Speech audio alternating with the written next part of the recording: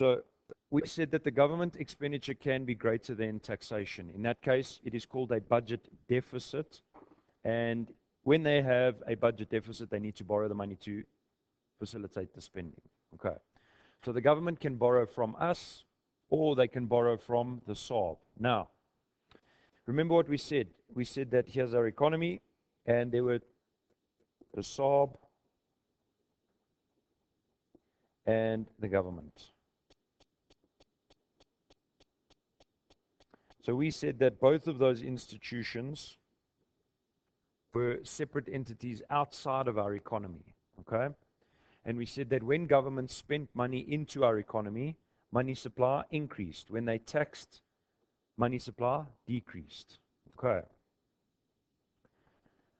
Now, if the government were to run into a budget deficit, okay, so they spend more money than they have, but they finance that budget deficit through bonds, issuing bonds to us, okay?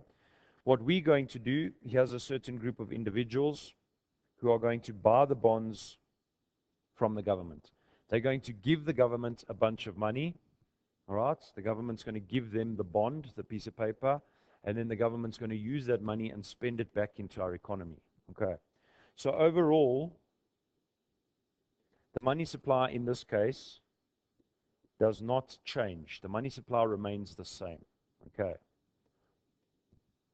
Now, if on the other hand, okay, what happened was the government went to the SARB and said, here's a government bond, there's the piece of paper, here's a government bond, please give us a bunch of money. And the SARB says, sure, here's a bunch of money.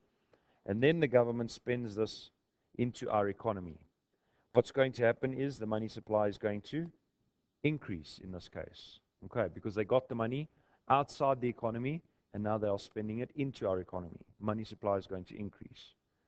Now, go back to the first unit. What did we say? We said that money supply